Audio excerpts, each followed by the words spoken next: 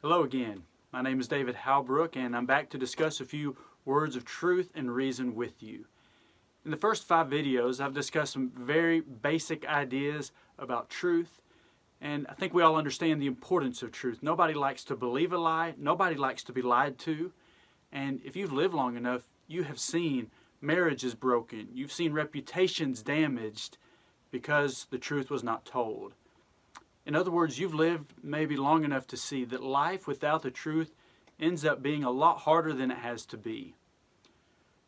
In John chapter 14 and verse 6, Jesus said, "I am the truth." You know, a lot of people claim to know the truth. I believe I know the truth. Do you? But Jesus didn't just claim to know the truth. He claimed to be the source of truth. Now, how could Jesus persuade you of that? Because we obviously don't get to see him and hear him with our own eyes and ears. And this is a substantial claim, and it requires equal evidence.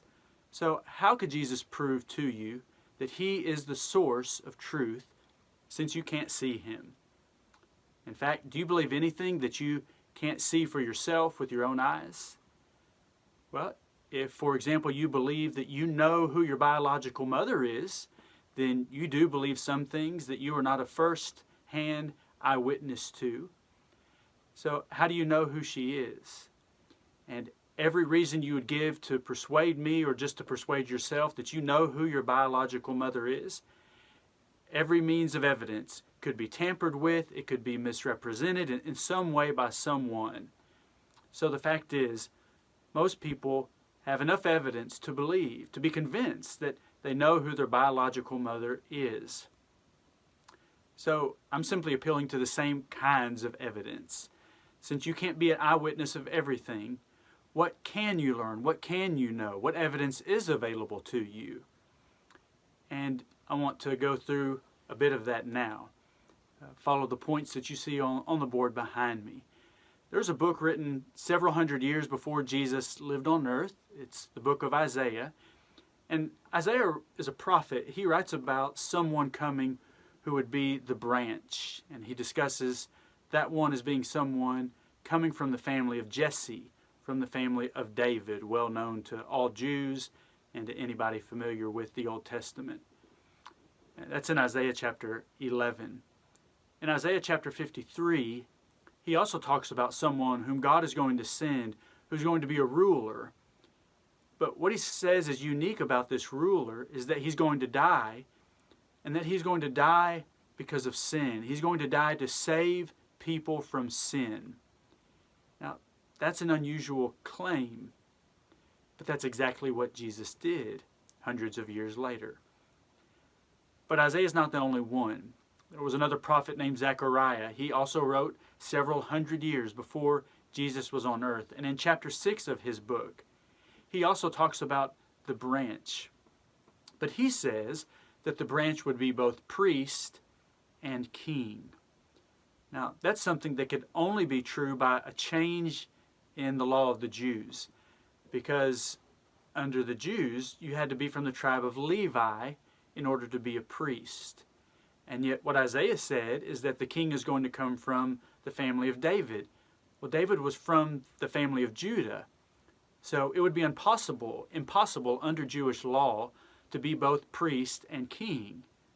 And if you know anything about the Jews, they were not the kind to revise their own law. It was written, and most Jews respected what was written. And if someone came along claiming to change the law, they would typically not be very popular.